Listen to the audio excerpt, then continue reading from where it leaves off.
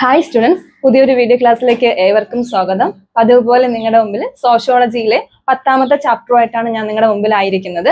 സോഷ്യോളജിയിലെ chapter 10 cooperation and conflict competition എന്ന് പറയുന്ന ഒരു പാഠവുമായിട്ടാണ് നിങ്ങളുടെ മുമ്പിലായിരിക്കുന്നത്. അപ്പോൾ വൈകിപ്പിക്കുന്നില്ല, നമ്മൾ കഴിഞ്ഞ ക്ലാസ്സിലും ഇതുപോലെ ഒരു പോർഷനാണ് നമ്മൾ ഡിസ്കസ് ചെയ്തത്, അറിയായിരിക്കും. അതിലാണ് നമ്മൾ ഗോൾ ഓറിയന്റഡ് ആയിട്ടുള്ള റോളിനെ, അതുപോലെ തന്നെ സ്റ്റാറ്റസിനെ, അങ്ങനെയൊക്കെ കുറിച്ച് നമ്മൾ പറഞ്ഞിട്ടുണ്ടായിരുന്നു. അപ്പോൾ ഇപ്പൊ നമ്മൾ നോക്കുന്നതെന്ന് പറയുമ്പോൾ കോമ്പറ്റീഷൻ, അതുപോലെ തന്നെ കോപ്പറേഷൻ, കോൺഫ്ലിക്റ്റ്. പേരിൽ തന്നെ ഉണ്ട്. എന്താണ് കോപ്പറേഷൻ എന്ന് പറയുമ്പോൾ? എന്തായിരിക്കും? സഹകരണം, അല്ലെ? സഹകരണം. അതുപോലെ തന്നെ കോൺഫ്ലിക്റ്റ് എന്ന് പറയുമ്പോൾ സംഘർഷം, കോമ്പറ്റീഷൻ എന്ന് പറയുമ്പോൾ മത്സരം. അങ്ങനെ 3 ഒരു കാറ്റഗറൈസ് ചെയ്തിട്ടുള്ള ഒരു പാഠമാണ്. വളരെ സിമ്പിൾ ആണ്. സോഷ്യോളജി എപ്പോഴും പറയുന്നത് പോലെ വളരെ സിമ്പിൾ ആയിട്ടുള്ള ഒരു സബ്ജക്റ്റ് ആണ്. ഈസി ആയിട്ട് നിങ്ങൾക്ക് ക്യാച്ച് ചെയ്യാനായിട്ട് പറ്റും. അപ്പോൾ NIC കുട്ടികളോട് ഒരിക്കൽ കൂടെ റിക്വസ്റ്റ് ചെയ്ത് പറയുന്നു, പരീക്ഷ എടുക്കുന്നുണ്ട്, എപ്പോഴും നിങ്ങളുടെ പഠനം സുഗമമായിട്ട് പൊക്കോട്ടെ, നന്നായിട്ട് പഠിക്കുക. നിങ്ങൾക്ക് സ്കോർ ചെയ്യാനായിട്ട് സാധിക്കുന്ന ഒരു ബെസ്റ്റ് വിഷയമൊന്നും ഞാൻ 100% പറയുന്നത് സോഷ്യോളജി ആയിരിക്കും. കാരണം വളരെ സിമ്പിൾ ആണ്. നമ്മൾ ഡേ ടു ഡേ ലൈഫിൽ അറിയുന്ന കാര്യങ്ങൾ മാത്രമാണ് നമുക്ക് ഇതിൽ ചർച്ച ചെയ്യാനായിട്ടുള്ളത്. നമ്മുടെ സ്വന്തം സെന്റൻസിൽ നമുക്ക് എഴുതി ഫലിപ്പിക്കാൻ പറ്റുന്ന ഒരു സബ്ജക്റ്റ് ആണ് സോഷ്യോളജി എന്ന് പറയുമ്പോൾ. അപ്പൊ നമുക്ക് നോക്കാം, വൈകിപ്പിക്കുന്നില്ല, ക്ലാസ്സിലോട്ട് പോവാം. ഈ ക്ലാസ് നിങ്ങൾക്ക് യൂസ് ആവുന്നുണ്ടെങ്കിൽ നിങ്ങളുടെ ഫ്രണ്ട്സിനൊക്കെ ഷെയർ ചെയ്ത് കൊടുക്കുക, ലൈക്ക് ചെയ്യുക, ഷെയർ ചെയ്യുക, സബ്സ്ക്രൈബ് ചെയ്യുക. നമുക്ക് ക്ലാസ്സിലോട്ട് സ്റ്റാർട്ട് ചെയ്യാം. എന്താണ് കോപ്പറേഷൻ ആൻഡ് കോൺഫ്ലിക്റ്റ്, അതുപോലെ തന്നെ കോമ്പറ്റീഷൻ? Define corporation. കോപ്പറേഷൻ എന്ന് പറയുമ്പോൾ എന്താണ്? സഹകരണം, അല്ലെ? സഹകരണം എന്ന് പറയുമ്പോൾ ഒരിക്കലും നമ്മളൊരു ഹ്യൂമൻ ബീയിന് സഹകരിക്കാതെ നമുക്ക് ജീവിക്കാൻ പറ്റില്ല. മനുഷ്യന് നമ്മൾ എപ്പോഴും പറയാറുള്ള ഒരു കാര്യമാണ്, ഞാൻ ഒറ്റയ്ക്ക് ജീവിച്ചോളാം, അതുപോലെ തന്നെ ഞാൻ ഒറ്റക്കാലിൽ നിന്നോളാം. നടക്കുന്ന കാര്യമേ അല്ല. കാരണം എന്താണെന്നറിയോ? മനുഷ്യൻ എന്താണ്? പല കാര്യങ്ങളുമായിട്ട് ബന്ധപ്പെട്ടിരിക്കുന്ന ഒരു പേഴ്സൺ ആണ്, അല്ലെ? ഹ്യൂമൻ ബീയിന് ഒറ്റയ്ക്ക് നിലനിൽക്കാനായിട്ട് സാധിക്കില്ല. കാരണം ഒന്നിച്ച് ഒരു ഒറ്റ കെട്ടായിട്ട് നിന്നാ പ്രവർത്തിക്കാം, അല്ല ഒറ്റയ്ക്ക് ഒരു മനുഷ്യന് നിലനിൽക്കാനായിട്ട് കഴിയും. നമ്മൾ വാക്കിൽ നമ്മൾ പറയും, ഞാൻ നിന്നോളാം, ഞാൻ ഒറ്റയ്ക്ക് ചെയ്തോളാം എന്നൊക്കെ, പക്ഷെ കഴിയില്ല. കാരണം കോപ്പറേഷൻ ഉണ്ടായിരിക്കും. ഒരു മനുഷ്യന്റെ ഇടയിൽ എപ്പോഴും എന്തുണ്ടായിരിക്കും? കോപ്പറേഷൻ. കാരണം ഏതൊരു കാര്യത്തിനായാലും സഹകരിച്ചാലും നമുക്ക് ജീവിക്കാനായിട്ട് സാധിക്കുള്ളൂ. അപ്പൊ കോപ്പറേഷൻ എന്ന് പറയുമ്പോൾ എന്താണ്? വ്യക്തികളോ ഗ്രൂപ്പുകളോ, അത് ഒരു ഇൻഡിവിജ്വലോ ആകാം, അല്ലെങ്കിൽ ഒരു ഗ്രൂപ്പ്സോ ആകാം, അവർ തമ്മിലുള്ള ഐക്യത്തെയാണ് എന്ത് വിളിക്കുന്നത്? കോർപ്പറേഷൻ എന്ന് വിളിക്കുന്നത്. അപ്പൊ എന്താണ് കോർപ്പറേഷൻ എന്ന് പറയുമ്പോൾ? വ്യക്തികളോ ഗ്രൂപ്പുകളോ തമ്മിലുള്ള ബന്ധത്തെയാണ് എന്തെന്ന് വിളിക്കുന്നത്? കോർപ്പറേഷൻ എന്ന് വിളിക്കുന്നത്. ഒരുമിച്ച് പ്രവർത്തിക്കുന്ന പ്രക്രിയയാണ്, അല്ലെ? ഹ്യൂമൻ ബീയിങ്സ് എന്ന് പറയുമ്പോൾ എങ്ങനെയായിരിക്കും? ഒറ്റക്കെട്ടായിട്ട്, അല്ലെ? നമുക്ക് പണ്ട് നമ്മൾ പറഞ്ഞിട്ടുണ്ട്, ഒത്തുപിടിച്ച മലയും പോരും, അല്ലെ? കാരണം നമുക്ക് ഒരുമിച്ച് ഏതൊരു കാര്യം ഒരുമിച്ച് നിന്നാൽ ഏതൊരു കാര്യം സാധ്യമാവും. അപ്പൊ ഇവിടെ അതാ പറയുന്നത്. കോർപ്പറേഷൻ എന്ന് പറയുമ്പോൾ എന്താണ്? വ്യക്തികളോ ഗ്രൂപ്പുകളോ, നിങ്ങൾക്ക് സ്വന്തം സെന്റൻസിൽ എഴുതാൻ പറ്റും. വ്യക്തികളോ ഗ്രൂപ്പുകളോ അവരുടെ ആവശ്യങ്ങൾ നേടിയെടുക്കുന്നതിന് ഒരുമിച്ച് നിന്ന് പ്രവർത്തിക്കുന്നതിനെയാണ് കോർപ്പറേഷൻ എന്ന് പറയുമ്പോൾ. ഹ്യൂമൻ ബീയിന്റെ ഇടയിൽ എപ്പോഴും എന്തുണ്ട്? കോർപ്പറേഷൻ ഉണ്ടായിരിക്കും. ഈ കോർപ്പറേഷൻ എന്തിനൊക്കെ നയിക്കും? നമുക്കൊരു ഗോൾ അച്ചീവ് ചെയ്യാനായിട്ട്, അല്ലെ? പരസ്പര നേട്ടങ്ങളിലേക്കും അതുപോലെ തന്നെ സാമൂഹ്യ ഐക്യത്തിലേക്കും കോർപ്പറേഷൻ നയിക്കാറുണ്ട്. മനസ്സിലാവുന്നുണ്ടോ? പരസ്പര ഐക്യത്തിലേക്കും അതുപോലെ തന്നെ നേട്ടങ്ങളിലേക്കും കോർപ്പറേഷൻ നയിക്കാറുണ്ട്. അപ്പൊ സഹകരണമില്ലാതെ സമൂഹത്തിന് എന്ത് ചെയ്യാൻ പറ്റില്ല? നിലനിൽക്കാനായിട്ട് സാധിക്കില്ല. അപ്പൊ സഹകരണം ഇല്ലാതെ സമൂഹത്തിന് നിലനിൽക്കാൻ കഴിയോ? ഇല്ല. ഒരു സൊസൈറ്റി പ്രവർത്തിക്കണമെങ്കിൽ തന്നെ എന്ത് വേണം? സഹകരണം ഏറ്റവും ഇമ്പോർട്ടന്റ് ആണ്. സഹകരണം ഇല്ലാതെ ഒരു സൊസൈറ്റി ഒരിക്കലും പ്രവർത്തിച്ചു പോകാൻ പറ്റില്ല. കാരണം നമ്മൾ ഓരോരുത്തരും ഇന്റർ കണക്റ്റഡ് ആണ്, അല്ലെ? ഒരു ചെയിൻ സിസ്റ്റം പോലെ നമ്മൾ ഇങ്ങനെ എന്ത് ചെയ്തുകൊണ്ടിരിക്കുന്ന, റൊട്ടേറ്റ് ചെയ്തുകൊണ്ടിരിക്കുന്ന ഒരു പ്രവൃത്തിയാണ് നമ്മുടെ ഒരു സമൂഹത്തിൽ നടക്കുന്നത്. അതിനെയാണ് എന്ത് വിളിക്കുന്നത്? കോർപ്പറേഷൻ.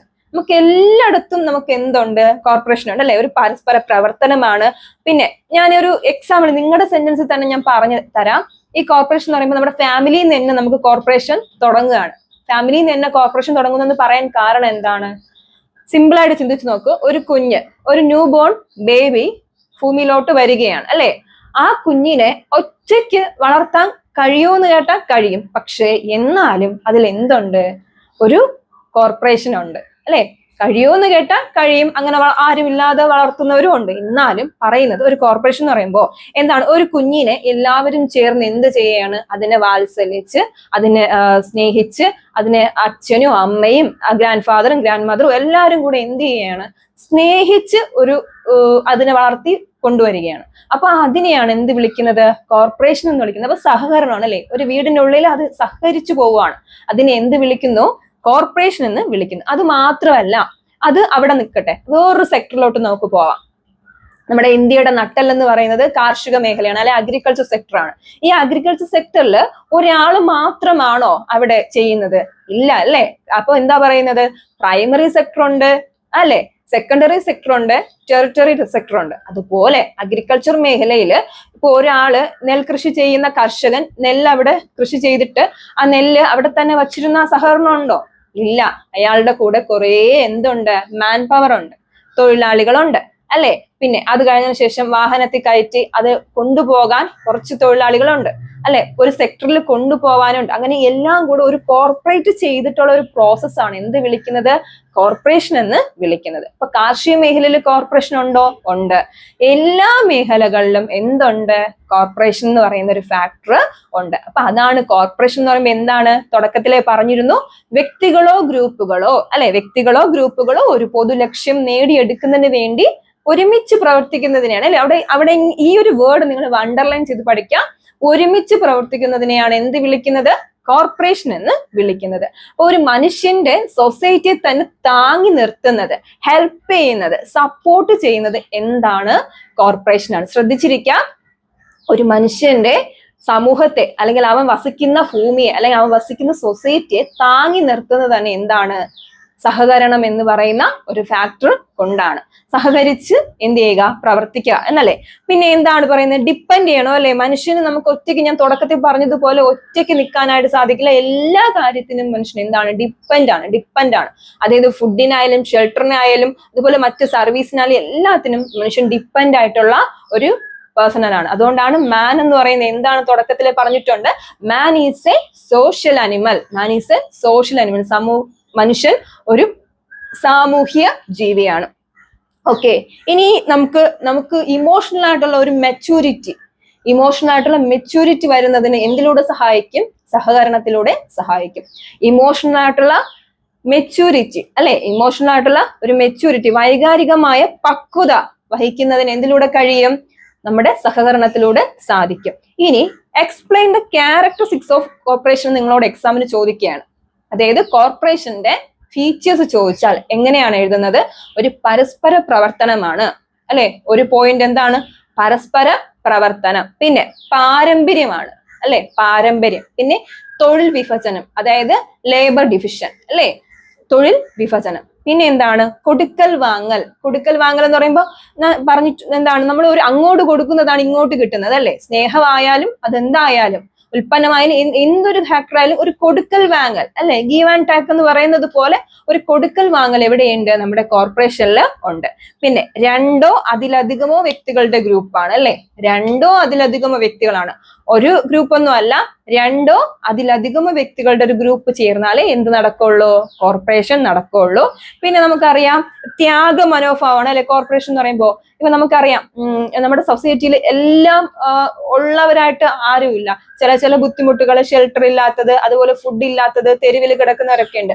അവിടെ എല്ലാം നമ്മൾ എന്ത് ചെയ്യണം, സഹായിക്കുന്നവരുണ്ട് അല്ലെ.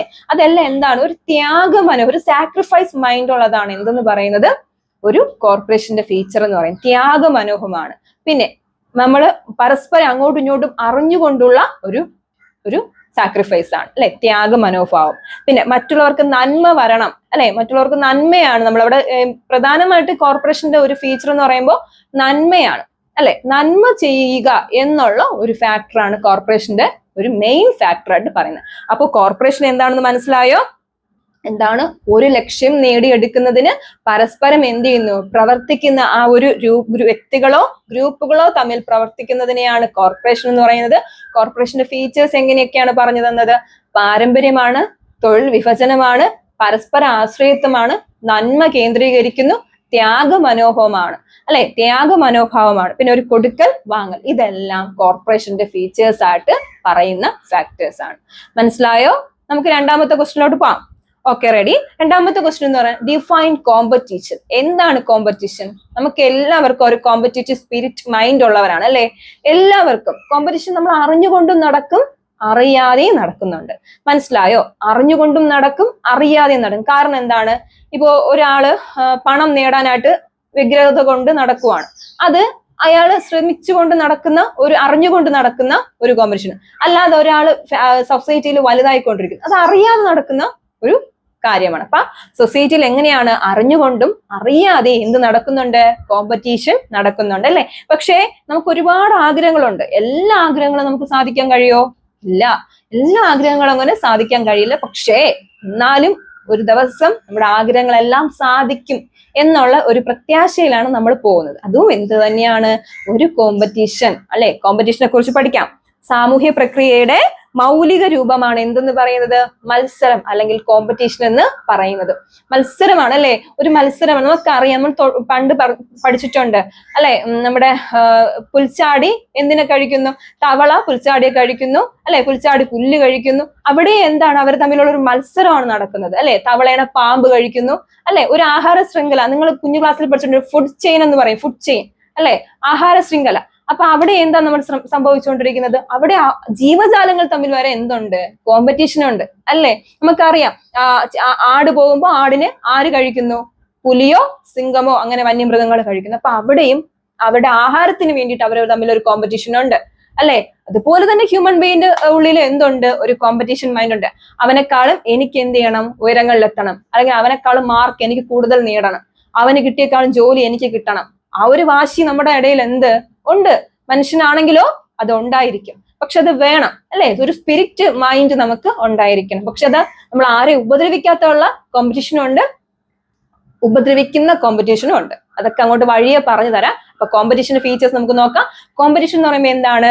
ഒരു സാമൂഹ്യ പ്രക്രിയയുടെ മൗലിക രൂപമാണ് അല്ലെ? ഒരു സാമൂഹ്യ പ്രക്രിയയുടെ ഒരു മൗലിക രൂപത്തെയാണ് എന്ത് വിളിക്കുന്നത്? കോമ്പറ്റീഷൻ അല്ലെങ്കിൽ മത്സരം എന്ന് പറയുന്നത്. ഒരു തുടർ പ്രക്രിയയാണ്. കണ്ടിന്യൂസ് പ്രോസസ് ആണ്.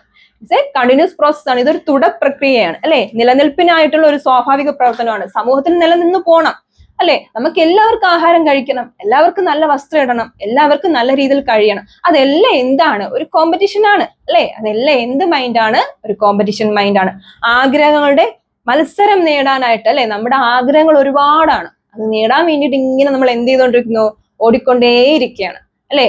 നമ്മുടെ ഓട്ടം നിൽക്കുന്നുണ്ടോ എവിടെയെങ്കിലും? ഇല്ല, ഒരിക്കലും നിൽക്കില്ല. കാരണം അത് എന്താണ്? കണ്ടിന്യൂസ് പ്രോസസ് ആണ്. Competition is A continuous process. Competition continuous process ആണ്. നമുക്കൊരു ഡെഫിനിഷൻ കൊടുത്തു കഴിഞ്ഞാൽ എങ്ങനെ പറയും? അത്യധിക അഭിലാഷങ്ങൾ. ശ്രദ്ധിച്ചിരിക്കുക, ഒന്ന് എഴുതിയെടുക്കുന്നുള്ളവർക്ക് എഴുതിയെടുക്കാം. അത്യധികം അഭിലഷിക്കുന്ന ദുർലഭമായ ഒന്ന് നേടിയെടുക്കാൻ പരസ്പരം തമ്മിൽ എന്താണ്? സംഘർഷം നടത്തുന്നതിനെയാണ് മത്സരം എന്ന് പറയുന്നത്. അപ്പൊ അത്യധികമായിട്ടുള്ള അഭിലഷണങ്ങളുണ്ട് അല്ലെ? ഞാൻ പറയാം, നമ്മുടെ സൊസൈറ്റി തന്നെ ഒരു വീടുള്ളവന് ആ വീടിന്റെ മുകളിൽ ഒരു നില കൂടാ അല്ലെ? ഷീറ്റിട്ട വീടിന് ടെറസ് ഇട്ട വീട് ആഗ്രഹിക്കുന്ന പോലെ. അപ്പൊ എന്താണ്? ഒരു കോമ്പറ്റീഷൻ മൈൻഡ് ഇങ്ങനെ പൊക്കോണ്ടിരിക്കുകയാണ്. എവിടെയെങ്കിലും നിൽക്കുന്നുണ്ടോ? തട്ടിത്തടഞ്ഞ് നിൽക്കുന്നുണ്ടോ? ഇല്ല. ഇത് തുടർ പ്രക്രിയയാണ്, കണ്ടിന്യൂസ് പ്രോസസ് ആണ്. അപ്പൊ കോമ്പറ്റീഷൻ എന്ന് പറയുമ്പോൾ എന്താണ്? ഒരു കണ്ടിന്യൂസ് പ്രോസസ് ആണ് അല്ലെ? അവിടെ എന്താ പറയുന്നത്?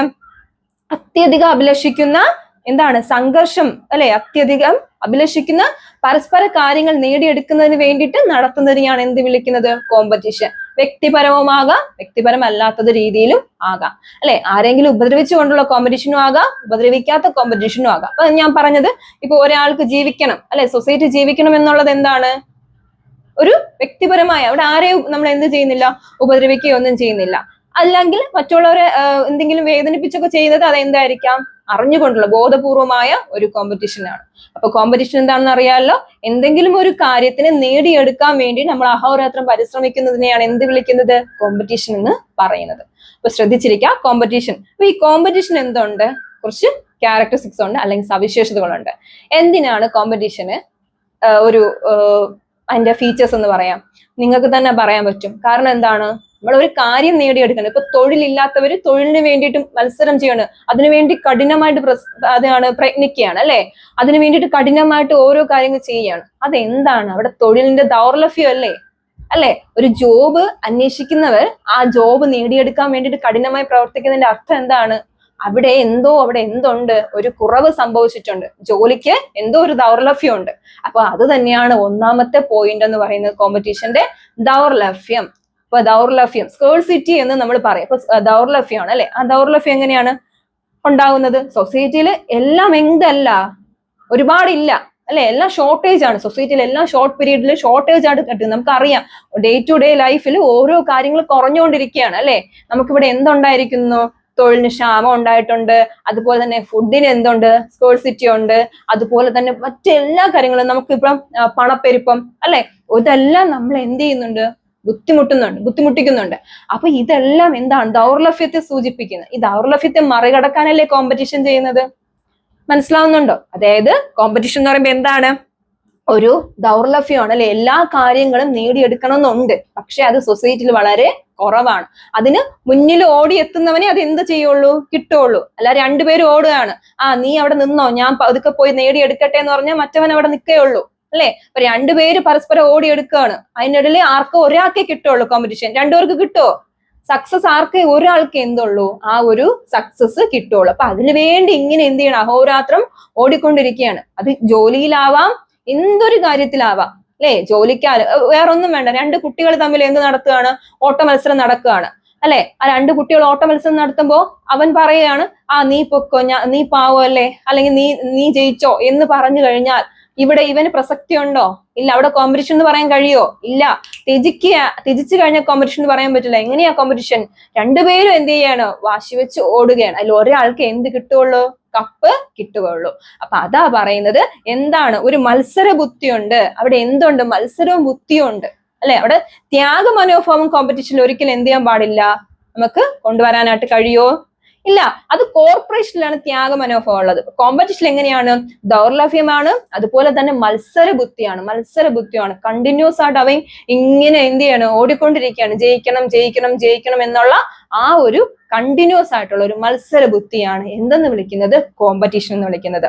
എന്നിട്ട് എന്താ അടുത്ത പോയിന്റ്? മത്സരം എന്നത് ഒരു അനുസ്യൂതമാണ് അല്ലെ, തുടർ പ്രക്രിയയാണ്, കണ്ടിന്യൂസ് പ്രോസസ് ആണ്. പിന്നെ മത്സരം എന്താണ്? യൂണിവേഴ്സൽ ആണ്. കോമ്പറ്റീഷൻ ഇസ് യൂണിവേഴ്സൽ എന്ന് പറയുമ്പോൾ സാർവലൗകികമാണ് അല്ലെ.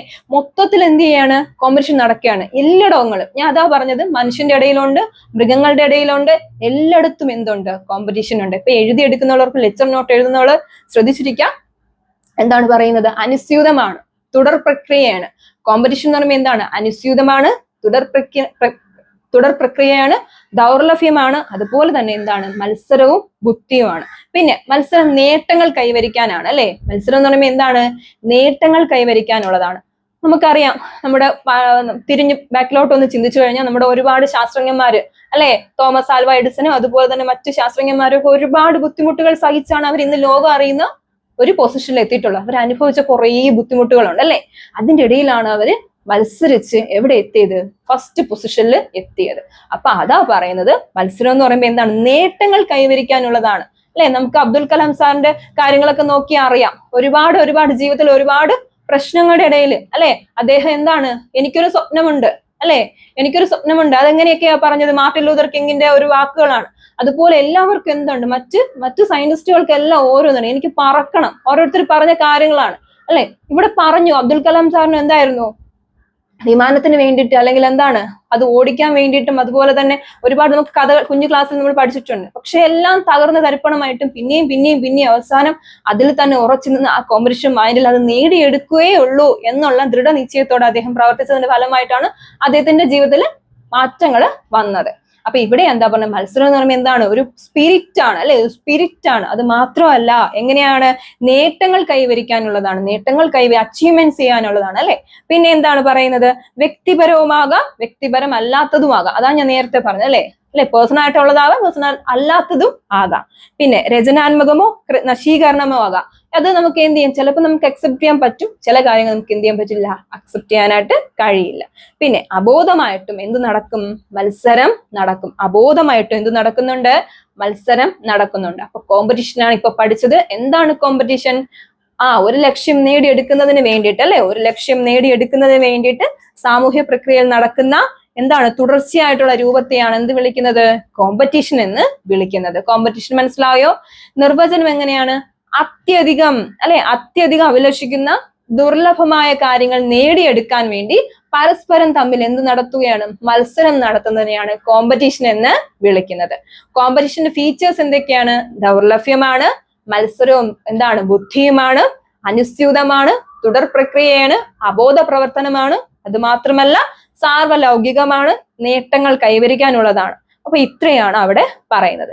ഇനി നമുക്ക് നമ്മുടെ ഈ സൊസൈറ്റിയിൽ കോമ്പറ്റീഷൻ ഒരു ഫീച്ചർ മാത്രമാണോ, അല്ലെ ഒരു കോമ്പറ്റീഷൻ ഒരു ടൈപ്പ് ആണോ ഉള്ളത്? അല്ല, ഡിഫറെന്റ് ടൈപ്സ് ഓഫ് കോമ്പറ്റീഷൻ ആണ്. ഡിഫറെന്റ് ടൈപ്സ് ഓഫ് കോമ്പറ്റീഷൻ എന്ന് പറയുമ്പോൾ എന്തായിരിക്കാം? സാമ്പത്തികപരമായിട്ടുള്ള കോമ്പറ്റീഷൻ നടക്കാം, സാമൂഹ്യപരമായിട്ടുള്ള കോമ്പറ്റീഷൻ നടക്കാം, രാഷ്ട്രീയപരമായിട്ടുള്ള കോമ്പറ്റീഷൻ നടക്കാം, അല്ലെ? അങ്ങനെയൊക്കെ പല കോമ്പറ്റീഷൻ. അപ്പൊ നിങ്ങളോട് എക്സാമിന് ചോദിക്കുകയാണ് ഡിഫറെന്റ് ടൈപ്സ് ഓഫ് കോമ്പറ്റീഷൻ ചോദിക്കുമ്പോൾ നിങ്ങൾ എങ്ങനെ എഴുതാം? പൊളിറ്റിക്കൽ കോമ്പറ്റീഷൻ നടക്കുന്നുണ്ട്. രാഷ്ട്ര കക്ഷികൾ തമ്മിൽ മത്സരം നടക്കുന്നില്ലേ? നിയമസഭയിലായാലും വോട്ടിങ്ങിലായാലും ഒക്കെ നമുക്കറിയാം, രാഷ്ട്രീയ കക്ഷികൾ തമ്മിൽ എന്ത് ചെയ്യുന്നുണ്ട്? ജയിക്കാൻ വേണ്ടിയിട്ട്, വോട്ടിന് വേണ്ടിയിട്ട് നമ്മൾ അടുത്ത് വരികയൊക്കെ ചെയ്യുന്നില്ലേ? അതല്ല, ഏതിൽ വരുന്നതാണ്? നമ്മുടെ പൊളിറ്റിക്കൽ കോമ്പറ്റീഷൻ വരികയാണ്, അല്ലെ? അതുപോലെ എക്കണോമിക് കോമ്പറ്റീഷൻ, സാമ്പത്തികമായിട്ടുള്ള കോമ്പറ്റീഷൻ, അല്ലെ? ജീവിക്കാൻ വേണ്ടിയിട്ട് കുറച്ച് സൊസൈറ്റിയിൽ എന്ത് വേണം? ഇൻകം വേണം. അതിന് വേണ്ടിയിട്ട് പ്രവർത്തിക്കുന്നില്ലേ? അതിനെയാണ് എന്ത് വിളിക്കുന്നത്? സാമ്പത്തിക അല്ലെങ്കിൽ കോമ്പറ്റീഷൻ എന്ന് വിളിക്കുന്നത്, അല്ലെങ്കിൽ സാമ്പത്തിക മത്സരം എന്ന് വിളിക്കുന്നത്. പിന്നെ സാംസ്കാരികപരമായിട്ടുള്ള, സംസ്കാരപരമായിട്ടുള്ള കോമ്പറ്റീഷൻ. ഇങ്ങനെ പല തരത്തിലുള്ള കോമ്പറ്റീഷൻസ് എവിടെ ഉണ്ടാകും? ഇവിടെ ഉണ്ടായിട്ടുണ്ട്. അപ്പൊ ഇതാണ് ടൈപ്സ് ഓഫ് കോമ്പറ്റീഷൻ. ചോദിക്കുകയാണെങ്കിൽ നിങ്ങൾ ഇങ്ങനെ എഴുതുക: എക്കണോമിക് കോമ്പറ്റീഷൻ, പൊളിറ്റിക്കൽ കോമ്പറ്റീഷൻ, അല്ലെങ്കിൽ പിന്നെ എന്താണ്? നമ്മുടെ കൾച്ചറൽ കോമ്പറ്റീഷൻ. അടുത്തത് കോൺഫ്ലിക്റ്റ്. എന്താണ് കോൺഫ്ലിക്റ്റ്? കോൺഫ്ലിക്റ്റ് എന്ന് പറയുമ്പോൾ എന്താണ്? സംഘർഷം, അല്ലേ? കോൺഫ്ലിക്റ്റ് എന്ന് പറയുമ്പോൾ എന്താണ്? സംഘർഷം. സംഘർഷത്തിൽ നല്ലതാണോ? അല്ല, ഒരു പോസിറ്റീവ് എന്ന് പറയാൻ പറ്റില്ല. എങ്ങനെയാണ് നോക്കാം. എതിരാളികളെ, നമുക്കൊരു എതിരാളികളുണ്ട്, എനിമി ഉണ്ട്, അല്ലെ? എനിമി എന്ന് പറയുമ്പോൾ ശത്രു അല്ലെങ്കിൽ ഒരു എതിരാളികളെ എങ്ങനെയാണ് നേരിടുന്നത്? അഹിംസയിലൂടെയോ? അങ്ങനെയാണോ? ഗാന്ധി പറഞ്ഞതുപോലെയാണോ? അല്ല. എങ്ങനെയാണ്? എതിരാളികളെ അക്രമം കൊണ്ടോ ഭീഷണികൾ കൊണ്ടോ വെല്ലുവിളികൾ എന്ത് ചെയ്യുന്നുണ്ട്? വ്യക്തികൾ നേടുന്നതിനെയാണ് എന്ത് വിളിക്കുന്നത്? സംഘർഷം എന്ന് വിളിക്കുന്നത്. അപ്പൊ എതിരാളികളെ അക്രമം കൊണ്ടോ ഭീഷണികൾ കൊണ്ടോ വെല്ലുവിളിച്ച് വ്യക്തികൾ എന്ത് നേടുന്നു? ലക്ഷ്യം നേടുന്നതിനെയാണ് എന്ത് വിളിക്കുന്നത്? കോൺഫ്ലിക്റ്റ് എന്ന് പറയുന്നത്. അപ്പൊ കോൺഫ്ലിക്റ്റ് അറിയാതെ നടക്കുമോ? ഇല്ല. അപ്പൊ അതുകൊണ്ട് അത് എന്ത് പ്രവർത്തനമാണ്? ബോധപൂർവമായ പ്രവർത്തനമാണ് കോൺഫ്ലിക്റ്റ് എന്ന് പറയുന്നത്. കോൺഫ്ലിക്റ്റ് എന്ന് പറയുമ്പോൾ എങ്ങനെയാണ്? ബോധപൂർവമായ പ്രവർത്തനത്തെയാണ് കോൺഫ്ലിക്റ്റ് എന്ന് പറയുന്നത്. അപ്പൊ മനസ്സിലായോ? അതായത് നമുക്കൊരു എതിരാളി ഉണ്ട്, അല്ലെങ്കിൽ ഒരു എനിമി ഉണ്ട്. അപ്പൊ അതിനെ എങ്ങനെയാണ്? ആ എതിരാളികളെ അക്രമങ്ങൾ കൊണ്ടോ, അല്ലെ? എതിരാളികൾ എങ്ങനെയാണ്? അക്രമങ്ങൾ കൊണ്ടോ ഭീഷണികൾ കൊണ്ടോ, അല്ലെ? അക്രമങ്ങൾ കൊണ്ടോ ഭീഷണികൾ കൊണ്ടോ വെല്ലുവിളിച്ച് എന്ത് ചെയ്യുന്നു? നേടിയെടുക്കുന്നു. വെല്ലുവിളിച്ച് ആ ലക്ഷ്യം എന്ത് നേടിയെടുക്കുന്നു. അതായത് അടിപിടി, അത് തന്നെ നിങ്ങൾ ഉദ്ദേശിച്ചത്, വാറ്, അല്ലെ? യുദ്ധം, ഇതൊക്കെ എന്തിനാണ്? കോൺഫ്ലിക്റ്റിന് വേണ്ടിയിട്ടുള്ളതാണ്. ഇതെല്ലാം കോൺഫ്ലിക്റ്റ് ആണ്, സംഘർഷമാണ്. ശ്രദ്ധിച്ചിരിക്കാം, പല തരത്തിലുള്ള കോൺഫ്ലിക്ട്സ് ഉണ്ട്. നമുക്ക് നോക്കാം. വാറ്, യുദ്ധം ഇടുക, ശണ്ട ഇടുക, വ്യവഹാരം, ആശയങ്ങൾ തമ്മിലുള്ള സംഘർഷങ്ങൾ, പിന്നെ വ്യക്തികൾ തമ്മിലുള്ള സംഘർഷം, അതുപോലെ തന്നെ വർഗ സംഘർഷം, ജാതിപരമായ സംഘർഷം, അല്ലെ? അന്താരാഷ്ട്ര സംഘർഷം, ഇതെല്ലാം എന്താണ്? സംഘർഷത്തിന്റെ ഫീച്ചേഴ്സ് ആണ്. അപ്പൊ എന്താണ്? വ്യക്തികൾ തമ്മിൽ എന്തുണ്ടാവുന്നുണ്ട്? പ്രശ്നങ്ങളില്ലേ? അടിയും പിടിയും ഒക്കെ ഉണ്ടാകുന്നില്ല, ശണ്ട, വഴക്കുകൾ, അതൊക്കെ ഉണ്ടാകുന്നില്ല, അഭിപ്രായ വ്യത്യാസങ്ങൾ, ഇതെല്ലാം എന്തിൽ വരുന്നതാണ്? കോൺഫ്ലിക്റ്റില് വരുന്നതാണ്. അപ്പൊ കോൺഫ്ലിക്റ്റ് എന്ന് പറയുമ്പോൾ എന്താണ്? എതിരാളികളെ അക്രമങ്ങൾ കൊണ്ടോ ഭീഷണികൾ കൊണ്ടോ ഭീഷണി കൊണ്ടോ നേരിടുന്നതിനെയാണ് എന്ത് വിളിക്കുന്നത്? കോൺഫ്ലിക്റ്റ് എന്ന് വിളിക്കുന്നത്. അപ്പൊ ഈ കോൺഫ്ലിക്റ്റ് എങ്ങനെയാണ്? ബോധപൂർവമാണോ അതോ അബോധപൂർവമാണോ? ബോധപൂർവമാണ്, അല്ലെ? എങ്ങനെയാണ്? ബോധപൂർവമാണ്. ഞാനാണ് വിചാരിക്കുന്നത് അവനെ അടിക്കണോ അല്ലെങ്കിൽ അവനെ ഉപദ്രവിക്കണോ ചിന്തിക്കുന്നത് ഞാനാണ്. അപ്പൊ അത് ഞാൻ മനസ്സുകൊണ്ട് വിചാരിച്ചതാണ്. അപ്പൊ അതുകൊണ്ട് അതിന് എന്ത് പ്രവർത്തനമാണ്? ബോധപൂർവമായ പ്രവർത്തനമാണ് കോൺഫ്ലിക്റ്റ് എന്ന് പറയുന്നത്. ഇപ്പൊ കോൺഫ്ലിക്റ്റ് എന്ന് പറയുമ്പോൾ എന്താണ്? എതിരാളികളെ അക്രമങ്ങൾ കൊണ്ടോ ഭീഷണികൾ കൊണ്ടോ, അല്ലെ, നേരിടുന്നതിനെയാണ് എന്ത് വിളിക്കുന്നത്? കോൺഫ്ലിക്റ്റ് എന്ന് വിളിക്കുന്നത്. ഇപ്പൊ കോൺഫ്ലിക്റ്റിൽ നമുക്ക് എന്ത് പറയാം? യുദ്ധം തന്നെ പറയാം. യുദ്ധം എന്താണ്? നമുക്കറിയാം, പാകിസ്ഥാൻ ഇന്ത്യയും തമ്മിലുള്ള യുദ്ധം, അല്ലെ? അതുപോലെ പാകിസ്ഥാൻ അമേരിക്കയും തമ്മിലുള്ള യുദ്ധം, അങ്ങനെ പലതരത്തിലുള്ള യുദ്ധം, അല്ലെ? വാർ, ഇതെന്ത് തന്നെയാണ്? ഒരു യുദ്ധം തന്നെയാണ്. ഇത് എങ്ങനെ പറയാം? ഒരു കോൺഫ്ലിക്റ്റ് ആണ്. പിന്നെ ആശയങ്ങൾ തമ്മിൽ നമുക്ക് പലവർക്കും എന്താണ്? നമുക്ക് അഭിപ്രായ വ്യത്യാസങ്ങളുണ്ട്. മനുഷ്യനെല്ലാം ഒരുപോലെയാണോ? അല്ലെ? ഡിഫറെന്റ് ടൈപ്സ് ക്യാരക്ടറും ഡിഫറെന്റ് ടൈപ്സ് പേഴ്സണാലിറ്റി ഉള്ളവരാണ്. അപ്പൊ നമുക്ക് അങ്ങോട്ട് എന്ത് ചെയ്യാൻ പറ്റില്ല? കഴിയാനായിട്ട് സാധിക്കില്ല. അപ്പൊ അതുകൊണ്ട് എന്ത് പറയാം? ഡിഫറെന്റ് ടൈപ്സ് ആയിട്ടുള്ള സൊസൈറ്റിയിൽ പല സ്വഭാവങ്ങൾ ഉള്ളവരായതുകൊണ്ട് തന്നെ നമുക്ക് എങ്ങനെയാണ് സാധിക്കുന്നത്? അവർക്ക് തമ്മിൽ യുദ്ധങ്ങളും പ്രശ്നങ്ങളും പ്രയാസങ്ങളും ഒക്കെ ഉണ്ടാകാം. അപ്പൊ ഇതാണ് കോൺഫ്ലിക്റ്റ് എന്ന് പറയുന്നത്. കോൺഫ്ലിക്റ്റ് എന്ന് പറയുന്നത് ഈ എതിരാളികളെ അക്രമങ്ങൾ കൊണ്ടോ വെല്ലുവിളികൾ കൊണ്ടോ എന്ത് ചെയ്യുന്നുണ്ട്, ഭീഷണികൾ കൊണ്ടോ നേരിടുന്നതിനെയാണ് എന്ത് വിളിക്കുന്നത്, കോൺഫ്ലിക്റ്റ് എന്ന് പറയുന്നത്. അപ്പൊ കോൺഫ്ലിക്റ്റ് മനസ്സിലാവുന്നുണ്ടല്ലോ. അപ്പൊ ഇത്രയാണ് നമ്മുടെ ഈ പാഠത്തിൽ ഉള്ളത്. ഒന്നുകൂടെ നമുക്ക് നോക്കാം എന്തൊക്കെയാണ്. ചാപ്റ്റർ 10 ആണ്. എന്താണ്? കോർപ്പറേഷൻ, കോമ്പറ്റീഷൻ ആൻഡ് കോൺഫ്ലിക്റ്റ് അല്ലെ. കോർപ്പറേഷൻ എന്ന് പറയുമ്പോൾ എന്താണ്, രണ്ട് വ്യക്തികൾ തമ്മിൽ പരസ്പരം എന്ത് ചെയ്യാണ്, നേടിയെടുക്കുന്ന വ്യക്തികളോ ഗ്രൂപ്പുകളോ ഒക്കെ തമ്മിൽ എന്ത് ചെയ്യുന്നുണ്ട്, പരസ്പരം നേടിയെടുക്കുന്നതാണ് അല്ലെ, ഒരു ലക്ഷ്യം നേടിയെടുക്കുന്നത്. അപ്പൊ നേടിയെടുക്കാൻ വേണ്ടിയിട്ട് അവർ തമ്മിൽ എന്തോന്നുണ്ട്, ഒരു പ്രവർത്തനമുണ്ട് അല്ലെ, ഒരു ഒരുമിച്ച് പ്രവർത്തിക്കുന്ന ഒരു സഹകരണ മൈൻഡ് ഉണ്ട്. അതിനെയാണ് എന്ത് വിളിക്കുന്നത്, കോർപ്പറേഷൻ എന്ന് വിളിക്കുന്നത്. അപ്പൊ പരസ്പരം എങ്ങനെയാണ് അവര് നേട്ടങ്ങളിലേക്കും അതുപോലെ തന്നെ സാമൂഹ്യ ഐക്യത്തിലേക്ക് നയിക്കുന്നതാണ് എന്ത്, കോർപ്പറേഷൻ എന്ന് വിളിക്കുന്നത്. പിന്നെ എന്താണ്, സഹകരണം ഇല്ലാതെ ഒരു സമൂഹത്തിന് ജീവിക്കാൻ പറ്റുമോ? ഇല്ല, ഒരിക്കലും കഴിയില്ല അല്ലെ. സഹകരണം ഇല്ലാതെ ഒരു സമൂഹത്തിന് നമുക്ക് ജീവിക്കാനായിട്ട് സാധിക്കില്ല. എല്ലാവരും എങ്ങനെയാണ്, പരസ്പരം ഡിപ്പെൻഡ് ആണ് അല്ലെ. പരസ്പരം ഡിപ്പെൻഡ് ചെയ്ത് പോകുന്നതാണ് നമ്മുടെ എന്തെന്ന് വിളിക്കുന്നത്, കോർപ്പറേഷൻ എന്ന് വിളിക്കുന്നത്. കൂടാതെ എന്താ പറഞ്ഞത്, കോർപ്പറേഷൻ എങ്ങനെയാണ്, ഇവിടെ പറയുന്നുണ്ട് പാരമ്പര്യമാണ്, തൊഴിൽ വിഭജനമാണ്, ഒരു കൊടുക്കൽ വാങ്ങൽ, ഗീവ് ആൻഡ് ടാക്ക് എന്ന് പറയുന്നതിൽ ഒരു കൊടുക്കൽ വാങ്ങലുണ്ട്. അതുപോലെ തന്നെ നമ്മുടെ തുടർ പ്രക്രിയയാണ് അല്ലെ, അതൊരു തുടർ പ്രക്രിയയാണ്. അങ്ങനെയൊക്കെയുള്ള കുറെ കാര്യങ്ങൾ നമ്മൾ അവിടെ ഡിസ്കസ് ചെയ്തു. അടുത്ത ഡിഫൈൻ കോമ്പറ്റീഷൻ. കോമ്പറ്റീഷൻ വരികയാണെങ്കിലോ മത്സര ബുദ്ധിയാണ് അല്ലെ. സൊസൈറ്റി ജീവിക്കണമെങ്കിൽ കുറച്ച് എന്ത് വേണം, ഒരു കോമ്പറ്റീഷൻ മൈൻഡ് ഉണ്ടായിരിക്കണം. അവിടെ അതിനെ കുറിച്ച് പറഞ്ഞു. കോമ്പറ്റീഷൻ എങ്ങനെയാണ് ബോധപൂർവം നടക്കാം, അബോധപൂർവമായി നടക്കാം. ദൗർലഭ്യം കൊണ്ടോ അതുപോലെ തന്നെ മത്സരവും ബുദ്ധിയും കൊണ്ടൊക്കെ നമുക്ക് എന്ത് നടക്കാം, കോമ്പറ്റീഷൻ നടക്കാറുണ്ട്. പിന്നെ നമ്മൾ പറഞ്ഞു കോൺഫ്ലിക്റ്റ് ആണ് നമ്മൾ പിന്നെ നോക്കിയത് അല്ലെ. കോൺഫ്ലിക്റ്റ് എന്ന് പറയുമ്പോൾ എങ്ങനെയായിരിക്കാം, അതെ, കോൺഫ്ലിക്റ്റ് എന്ന് പറയുമ്പോൾ ഒരു ലക്ഷ്യം നേടിയെടുക്കുന്നതിന് എന്ത് ചെയ്യുന്നുണ്ട്, ഒരാളെ ഉപദ്രവിക്കുന്നു. അത് നിങ്ങൾ ചിന്തിച്ചാൽ മതി. അല്ലെങ്കിൽ എന്താണ്, വെല്ലുവിളിക്കുന്നു അല്ലെ, വെല്ലുവിളിച്ചു കൊണ്ടുള്ളത്. അതാണ് യുദ്ധം, അതുപോലെ തന്നെ ശണ്ട, അതുപോലെ ആഭ്യന്തര കലാപങ്ങൾ. ഇതെല്ലാം എന്തിൽ വരുന്നതാണ്, കോൺഫ്ലിക്റ്റിലോട്ട് വരുന്നതാണ്. അപ്പൊ ഇത്രയാണ് സിമ്പിൾ പാഠമാണ്. ചാപ്റ്റർ 10 എന്ന് പറയുമ്പോൾ corporation and competition and conflict ആണ് അല്ലെ. സഹകരണം, അതുപോലെ തന്നെ മത്സരം, സംഘർഷം. പേരിൽ തന്നെ സഹകരണം, അതുപോലെ തന്നെ മത്സരം, സംഘർഷം. ഇങ്ങനെയുള്ള ഒരു 3 ഫാക്ടറാണ് നമ്മൾ ഡിസ്കസ് ചെയ്തത്. അപ്പൊ ഈസിയാണ്. ചാപ്റ്റർ നന്നായിട്ടൊന്ന് മനസ്സിലാക്കി കഴിഞ്ഞാൽ ഈസി ആയിട്ട് നമുക്ക് എഴുതാൻ പറ്റുന്ന, നമ്മുടെ സ്വന്തം സെന്റൻസിൽ എഴുതാൻ പറ്റുന്ന ഒരു ചാപ്റ്റർ തന്നെയാണ് ഈ ഒരു പാഠം എന്ന് പറയുന്നത്. അപ്പൊ എന്റെ കുട്ടികൾ എപ്പോഴും ചെയ്യുക, നന്നായിട്ട് ക്ലാസ് നന്നായിട്ട് കേൾക്കുക, നിങ്ങളുടെ ഗൈഡ് കൂടെ എടുത്തു വെച്ചിട്ട് നന്നായിട്ട് ഒന്ന് മനസ്സിലാക്കുക. ഈസി ആയിട്ട് പറ്റും അല്ലെ, ഈസി ആയിട്ട് പറ്റും. കാരണം സോഷ്യോളജി വളരെ സിമ്പിൾ ആണ്. വളരെ സിമ്പിൾ എന്ന് പറയുമ്പോൾ നിങ്ങളെ കൊണ്ട് സാധിക്കും. സിമ്പിൾ ആയിട്ട് നമുക്ക് എഴുതി ഫലിപ്പിക്കാൻ പറ്റുന്ന ഒരു സബ്ജക്റ്റ് ആണ്. ക്വസ്റ്റ്യൻ ഒന്ന് മനസ്സിലാക്കി കഴിഞ്ഞാൽ നമുക്ക് എളുപ്പത്തിൽ മനസ്സിലാക്കി എഴുതാൻ കഴിയുന്ന ഒരു സബ്ജക്റ്റ് ആണ് സോഷ്യോളജി എന്ന് പറയുമ്പോൾ. അപ്പൊ നന്നായിട്ട് പഠിക്കുക. അതുപോലെ തന്നെ നിങ്ങളുടെ എക്സാമിന്റെ ആ ഒരു ടെൻഷനൊക്കെ ആയിരിക്കാം ചിലപ്പോൾ നിങ്ങൾ, അതൊക്കെ ഒന്ന് മാറ്റി വെച്ചിട്ട് നിങ്ങളെ കൊണ്ട് കഴിയും. നിങ്ങൾക്ക് അത്യാവശ്യം നിങ്ങൾക്ക് മനസ്സിലാക്കുന്ന രീതിയിൽ ക്ലാസ്സുകൾ പ്രൊവൈഡ് ചെയ്യുന്നുണ്ട്. അപ്പൊ അതൊന്ന് ജസ്റ്റ് ഒന്ന് ഇരുന്ന് കേട്ട് കഴിഞ്ഞാൽ നിങ്ങൾക്ക് ജയിക്കാനുള്ള എല്ലാ കാര്യങ്ങളും അതിലുണ്ട്. സിമ്പിളായിട്ട് മനസ്സിലാക്കുന്ന രീതിയിലാണ് എക്സാമ്പിളിലൂടെയൊക്കെയാണ് ക്ലാസ് പറഞ്ഞു തരുന്നത്. അപ്പൊ മാക്സിമം ക്ലാസ്സുകൾ കാണുക, ലൈക്ക് ചെയ്യുക, നിങ്ങൾക്ക് ഇഷ്ടപ്പെടുന്നുണ്ടെങ്കിൽ സബ്സ്ക്രൈബ് ചെയ്യുക. അതുപോലെ നിങ്ങളുടെ ഫ്രണ്ട്സ് ഒത്തിരി പേര് ഇരിക്കുന്നുണ്ടായിരിക്കാം ഈ ക്ലാസ്സുകൾ ചെയ്യുന്ന, അല്ലെങ്കിൽ NIOS കുട്ടികൾ, അവർക്കൊക്കെ ഒന്ന് ഷെയർ ചെയ്ത് കൊടുക്കുക. അപ്പൊ നിങ്ങൾ പഠിക്കുന്നതോടൊപ്പം അവരും പഠിക്കട്ടെ അല്ലെ, അവർക്ക് കൂടെ പഠിക്കട്ടെ. ക്ലാസ്സുകൾ നമുക്കറിയാം, നമ്മളിവിടെ പ്രൊവൈഡ് ചെയ്യുന്ന സോഷ്യോളജി, ഹിസ്റ്ററി, അതുപോലെ തന്നെ മറ്റെല്ലാ സബ്ജക്റ്റിന്റെയും ക്ലാസ്സുകൾ നിങ്ങൾക്ക് വേണ്ടി അവൈലബിൾ ആണ്. നിങ്ങൾക്ക് എന്തെങ്കിലും സംശയമുള്ള ഒരു ചാനൽ ചെക്ക് ചെയ്ത് നോക്കുക. പ്ലേ സ്റ്റോറിൽ എല്ലാ, അതുപോലെ തന്നെ പ്ലേലിസ്റ്റിൽ ക്രിയേറ്റ് ചെയ്തിട്ട് നമ്മളെല്ലാം കൊടുത്തിട്ടുണ്ട്. അപ്പൊ മാക്സിമം നിങ്ങൾ ക്ലാസ്സുകൾ കണ്ടിട്ട് നിങ്ങളുടെ കമന്റ്സ് രേഖപ്പെടുത്തുക. നിങ്ങൾക്ക് എന്ത് സംശയം ഉണ്ടെങ്കിലും നിങ്ങളോടൊപ്പം സഹായിക്കാനായിട്ട് ഞങ്ങളുണ്ട്. റീഗൽ അഗ്നി ഫാമിലി എപ്പോഴും നിങ്ങളോടൊപ്പം ഉണ്ട്. അപ്പൊ നന്നായിട്ട് പഠിക്കുക. അതുപോലെ എന്ത് സംശയം ഉണ്ടെങ്കിൽ ചോദിക്കാം. വീണ്ടും അടുത്ത ഒരു പുതിയ ക്ലാസ്സുമായിട്ട് കാണുന്നവരേക്കും എല്ലാവർക്കും താങ്ക് യു.